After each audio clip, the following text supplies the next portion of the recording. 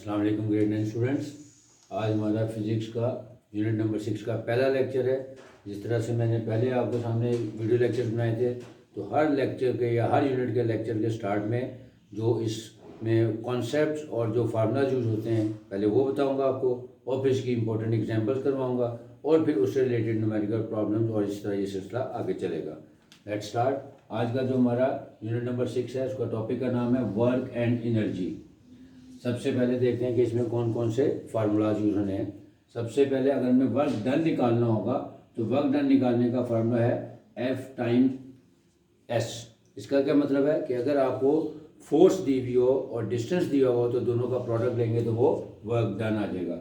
यहाँ पे एक बात आपने याद रखनी है कि वर्क डन को निकालने के लिए हम F मल्टीप्लाइड बाय S या F मल्टीप्लाइड बाय एच से भी निकाल सकते हैं। उसकी वजह क्या है कि जब हमारा हॉरिजॉन्टल सरफेस पे होता है डिस्टेंस, उसके लिए हम S यूज़ करते हैं, और जब वर्टिकल डिस्टेंस निकालते हैं यानी वो हाइट कहलाती है। लिहाजा इसका मतलब हुआ कि वर्क डन निकालने के लिए हम F और S का प्रोडक्ट भी ले सकते हैं और F और H का प्रोडक्ट भी ले सकते हैं। डिपेंड करेगा कि जो गिवन डाटा है उसमें हमें हॉरिजॉन्टल सरफेस पे डिस्टेंस दिया हुआ है या वर्टिकल फॉर्म में डिस्टेंस दिया हुआ है। Second formula KE is equal to 1/2 mv²। यानी काइनेटिक एनर्जी निकालनी हो तो काइनेटिक एनर्जी निकालने का फार्मूला है 1/2 mv²। यानी मैस ऑफ द प्रोडक्ट या मैस ऑफ द बॉडी दिया हुआ होगा और उसके साथ वेलोसिटी भी दी होगी, तो इस फार्मूले में हम मैस और वेलोसिटी का स्क्वायर लेके उसका प्रोडक्ट लेंगे और उसका हाफ ले लेंगे, तो वो काइनेटिक एनर्जी हम कैलकुलेट कर लेंगे। नेक्स्ट PE यानी पोटेंशियल एनर्जी निकालने का फार्मूला है mgh। अब आपको पता है कि mg जो है वो वेट ऑफ द बॉडी भी शो करता है, तो इसका मतलब है कि वेट मल्टीप्लाइड बाय हाइट, ये भी हम निकाल सकते हैं, या वेट की जगह उसकी वैल्यूज यानी प्रोडक्ट ऑफ mg यानी mass of the body and gravitational acceleration यानी जो वैल्यू 10 होती है, उन दोनों का प्रोडक्ट लेके हाइट गिवन होगी उससे मल्टीप्लाई कर देंगे तो पोटेंशियल एनर्जी आ जाएगी। Similarly formula number 4 efficiency. किसी भी सिस्टम की एफिशिएंसी को फाइंड करना हो तो हम ये देखते हैं कि इनपुट के बदले में हमारी आउटपुट क्या है, यानी इसको हम कहते हैं the ratio of output and input multiplied by 100%। यानी जब भी एफिशिएंसी निकालनी है तो हम क्या करेंगे, आउटपुट और इनपुट की रेशियो लेंगे और उसको 100% से मल्टीप्लाई कर देंगे, यानी जो एफिशिएंसी है उसका ताल्लुक परसेंटेज में आएगा। Next power. पावर या power is equal to work done divided by time. अब अगेन वर्क डन है तो वर्क डन के लिए हम ये देखेंगे कि फार्मूला या जो हमारा गिवन डाटा है वो उसमें अगर S दिया होगा तो F और S का प्रोडक्ट ले लेंगे, लेकिन अगर हमें हाइट बताई है तो F और H का प्रोडक्ट लेने के बाद वर्क डन निकाल लेंगे और उसको टाइम से डिवाइड कर देंगे तो वो पावर आ जाएगी। फिर है 1 HP यानी 1 horse power is equal to 746 watt. ये कब करेंगे कि जब हमें हॉर्स पावर में वैल्यू निकालनी होगी एनर्जी की, तो हम क्या करेंगे कि जो भी वोल्टेज हमें दी होगी वो क्योंकि 1 horse power is equal to 746 watt है, तो हम 746 उसको डिवाइड करके हॉर्स पावर में भी आंसर निकाल सकते हैं। अब आते हैं example number 6.1 page number 121। Page number 121 पे example number 6.1। A girl carries a 10 kilogram bag upstairs to a height of 18 steps। यानी एक लड़की है जिसने एक बैग उठाया हुआ है और बैग का मास दिया हुआ है कितना है 10 किलोग्राम, और वो 18 स्टेप्स यानी जैसे सीढ़ियाँ होती हैं सीढ़ियों के 18 स्टेप्स पे वो ऊपर जाती है, और हाइट ऑफ ईच स्टेप दी हुई है।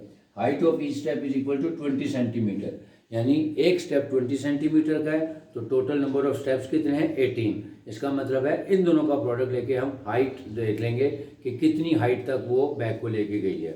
यानी इसका मतलब होगा कि जब भी आपको नंबर ऑफ स्टेप्स दिए होंगे और हाइट ऑफ ईच स्टेप दी होगी तो उन दोनों का प्रोडक्ट लेके हम हाइट ऑफ द जो भी उसका डिस्टेंस है वो हम निकाल लेंगे कि कितनी हाइट पे वो बैग को लेके गई है, कैरी करके लेके गई है। अब मैस है 10 किलोग्राम, नंबर ऑफ स्टेप्स आ गए 18 और हाइट ऑफ ईच स्टेप है 20 सेंटीमीटर। फाइंड क्या करना है, to find the work done. तो वर्क डन निकालने का फार्मूला लिखेंगे, और आपको बताइए कि G की वैल्यू क्या होती है 10 ms-2 या 10 मीटर पर स्क्वायर सेकेंड होती है। वो गिवन नहीं भी होगी तो हमें पता है कि ये फिक्स्ड वैल्यू है, ये हम अपने पास से लिख सकते हैं। अब लिखते हैं सिंस या using formula work done is equal to F times S, क्योंकि अब यहाँ पे हाइट इन्वॉल्व है। कि जो बैग है 10 किलोग्राम का, वो बैग लेके जो गर्ल है वो ऊपर गई है, यानी वर्टिकल डिस्टेंस निकालना है। तो इसका मतलब है कि हमारे पास हाइट हम फाइंड करेंगे। अब सबसे पहले हम हाइट निकाल लेते हैं। अभी मैंने आपको बताया कि जो नंबर ऑफ स्टेप्स हैं और ईच स्टेप का जो डिस्टेंस बताया हुआ वो कितना है, 20 सेंटीमीटर है। यानी हर स्टेप की हाइट जो है वो 20 सेंटीमीटर है और टोटल नंबर ऑफ स्टेप्स 18 है। जैसा दोनों का प्रोडक्ट निकालेंगे तो टोटल हाइट आ जाएगी। लिखेंगे height is equal to 18 times 20 centimetre, यानी 360 सेंटीमीटर। लेकिन हाइट और डिस्टेंस का जो ऐसा यूनिट है वो मीटर में है, जैसे इसको मीटर में कन्वर्ट कर लेते हैं। उसका आसान तरीका है कि इसको 100 से डिवाइड कर दें, तो 360 डिवाइडेड बाई 100, तो ये सेंटीमीटर की बजाय ये मीटर में कन्वर्ट हो गया, यानी 3.6 मीटर हमारे पास हाइट आ गई। अब फोर्स निकालनी है। अब फोर्स क्योंकि क्वेश्चन में नहीं गिवन है, लेकिन ये भी आपको पता है कि g force is equal to the weight of the body होता है, कि जब कभी आपको फोर्स ना दी हुई हो लेकिन आपने वो उसका वेट दिया हो या वेट से रिलेटेड कोई आइटम दी हैं, तो आप वेट निकालें और वेट को ही आपने फोर्स के इक्वल पुट कर देना है।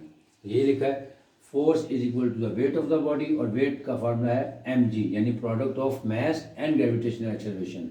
तो हम यहाँ से m की वैल्यू 10 और g की वैल्यू 10 दोनों का प्रोडक्ट ले लेंगे, तो इसका मतलब फोर्स आ गई हमारे पास 100 Newton.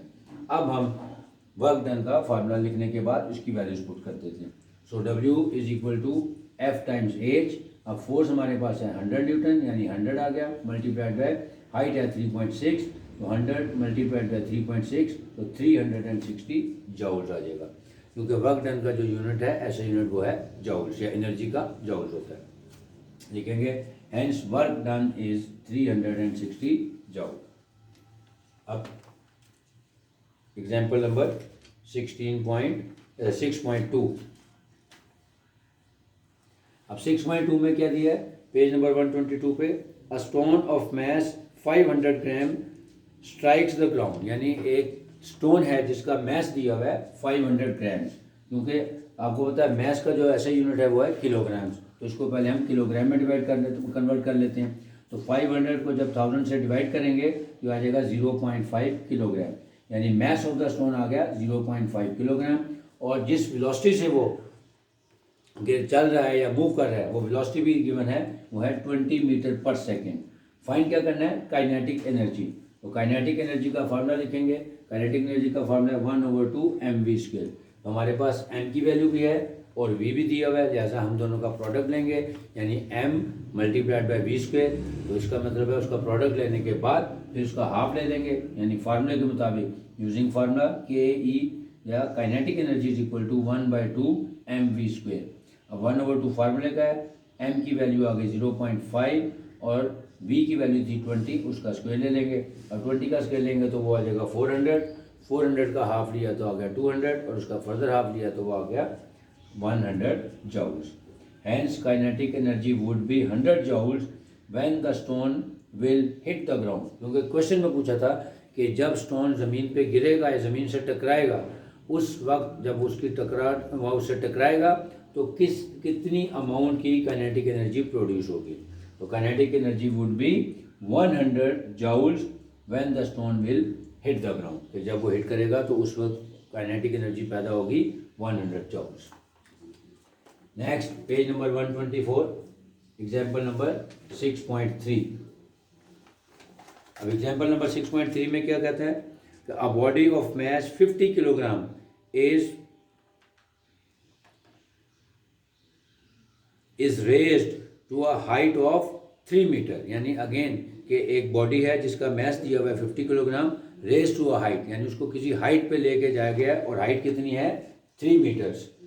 Find the potential energy.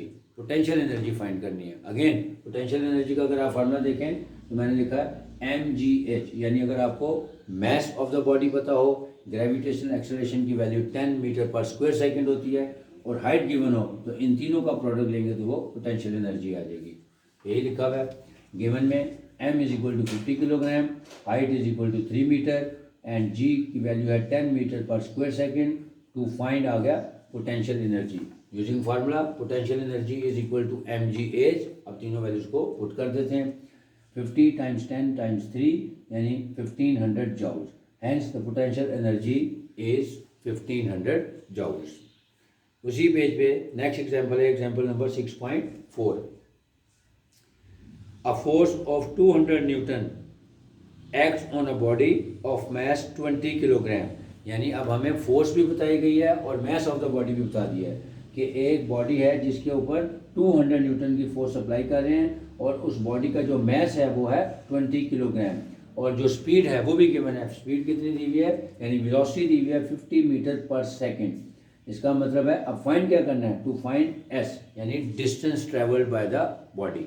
यानी अब आपको फोर्स भी बताई हुई है, मैस ऑफ द बॉडी भी बताया हुआ है और उसकी वेलोसिटी भी बताई हुई है या एवरेज स्पीड भी बताई हुई है कि 50 मीटर पर सेकंड है और फाइंड क्या करना है हमने एस। अब बुक में जो फार्मूले यूज़ किए हुए हैं वो थोड़े से डिफरेंट यूज़ हुए हैं, लेकिन अगेन मैं आपको इजी फ्रेज पढ़ाता हूँ तो आपको ये बता रहा हूँ कि अगर आपका कॉन्सेप्ट क्लियर है, आपको फार्मूले अच्छे तरीके से याद हैं, तो आप इन्हीं फार्मूलाज की मदद से अप्लाई करें इनको और कोई किसी नए फार्मूले में या रटे में जाने की ज़रूरत नहीं है। तो सबसे पहले ये आपको पता होना चाहिए कि क्योंकि work done is equal to the kinetic energy है, यानी जो काइनेटिक एनर्जी है वो हमेशा वर्क डन के इक्वल होती है। तो हम वहीं से स्टार्ट लेंगे। Since work done is equal to kinetic energy और काइनेटिक एनर्जी का फार्मूला है 1/2 mv²। अब हमारे पास m की वैल्यू भी दी हुई है यानी 20 किलोग्राम और v भी दिया हुआ है यानी 50 मीटर पर सेकेंड। तो पहले वैल्यूज पुट करके हम यहाँ से काइनेटिक एनर्जी या वर्क डन निकाल लेते हैं। तो 1/2 × 20 × 50²। अब इस सब का प्रोडक्ट लेंगे तो आंसर आ गया 25,000 जॉल्स। अब ये हमारे पास आ गया वर्क डन जो कि काइनेटिक एनर्जी है और kinetic energy is equal to the work done. जैसा अब हम फार्मूला लिख देते हैं कि work done is equal to F times S, यानी फोर्स हमें पहले गिवन थी 200 न्यूटन और जो डिस्टेंस है वो हमने फाइंड करना है, लेकिन जो हमारे पास अब आ गई वर्क डन की वैल्यू आ गई और फोर्स की वैल्यू आ गई। जैसा इस फॉर्म में वैल्यू पुट करने के बाद एस की वैल्यू निकाल लेते हैं, which implies that S is equal to work done divided by force, यानी एस इज इक्वल टू 25,000/200 यानी 125 मीटर। अब इसी क्वेश्चन को किसी और तरीके से भी करते हैं तो लंबा काम भी हो जाता और उसके बाद क्या होता है कि आपको फिर रट्टा लगाना पड़ना था। तो आपको रट्टे से बचाने के लिए आपको ये फार्मूलाज मैंने समझाए हैं, इन फार्मूलाज को अच्छी तरीके से याद करें और ये देखें कि कौन सा गिवन डाटा है और उस गिवन डाटा के मुताबिक आपने फार्मूला अप्लाई करना है। आगे सारी मैथमेटिकल कैलकुलेशन है और ये भी आपको बता चुका हूँ कि जहाँ कहीं भी फिजिक्स में आप फार्मूले की वैल्यूज़ निकालनी हो तो हमेशा क्रॉस प्रोडक्ट रूल से करें, यानी बजाय कोई लंबे चौड़े फार्मूले याद करने के जो गिवन फार्मूला है जिसके मुताबिक हमने वैल्यूज़ कैलकुलेट करनी उसमें वैल्यूज़ प्लेस करें और सिंपल मैथमेटिकल एप्लीकेशन यानी क्रॉस प्रोडक्ट रूल्स के जरिए मोस्टली क्वेश्चन जो है वो क्रॉस प्रोडक्ट से ही सिंप्लीफाई हो जाते हैं। रिवाइज कर लेते हैं कि फार्मूले इसमें कौन से यूज़ हो रहे हैं कि वर्क डन का फार्मूला है एफ मल्टीप्लाइड बाय एस, लेकिन अगर हॉरिजॉन्टल सरफेस होगा तो हमारे पास एस की वैल्यू होगी, डिस्टेंस होगा, लेकिन अगर वर्टिकली कोई चीज़ आपने मूव की है तो वहाँ पे फिर एस की बजाय हम एच यूज़ कर लेंगे, यानी work done is equal to F times S या एफ टाइम्स एच। डिपेंड करेगा कि जैसे ये वाला क्वेश्चन था जो पहली एग्जांपल बताई उसमें हाइट इन्वॉल्व थी, जो लास्ट वाला क्वेश्चन के 16.4 इसमें एस इन्वॉल्व था, यानी डिपेंड करेगा कि आपका हॉरिजॉन्टल सरफेस पे मूवमेंट हो रही है या वर्टिकली मूवमेंट हो रही है। फिर अगर काइनेटिक एनर्जी निकालनी है तो kinetic energy is equal to the work done होता है, यानी अगर वर्क डन और काइनेटिक एनर्जी दोनों की वैल्यू हमें चाहिए हो तो वो दोनों इक्वल भी हो सकती है। काइनेटिक एनर्जी का फॉर्मूला है 1/2 mv², यानी मैस और वेलोसिटी दी होगी दोनों के, यानी वेलोसिटी का स्क्वायर लेने के बाद उसका मैस का प्रोडक्ट लें उसका हाफ ले लें तो वो काइनेटिक एनर्जी। पोटेंशियल एनर्जी का फार्मूला है mgh, यानी मैस ऑफ द बॉडी और ग्रेविटेशन एक्सेलरेशन यानी 10 मल्टीप्लाई बाय हाइट गिवन होगी, तीनों का प्रोडक्ट लेने। एफिशिएंसी के लिए आउटपुट और इनपुट का रेशियो लेंगे, उसको 100% से मल्टीप्लाई कर देंगे। और पावर के लिए W/T यानी work done divided by time और 1 horse power is equal to 746 watts. अब जो मैंने जितनी भी एग्जांपल्स दी हैं 6.1, 6.2, 6.3 और 6.4 इसमें आपने देखा कि यहाँ तक यानी वर्क डन के काइनेटिक एनर्जी और पोटेंशियल एनर्जी से रिलेटेड क्वेश्चन हमने किए हैं। अब क्योंकि बोर्ड पे स्पेस नहीं है, इंशाल्लाह जो मेरा नेक्स्ट लेक्चर होगा उसमें हम देखेंगे कि एफिशिएंसी या पावर से रिलेटेड जो क्वेश्चन हैं उनको कैसे सॉल्व करेंगे और फिर एक्सरसाइज के जो न्यूमेरिकल प्रॉब्लम्स है वो भी इंशाल्लाह आपको अच्छे तरीके से सुना होगा। Hope you will understand.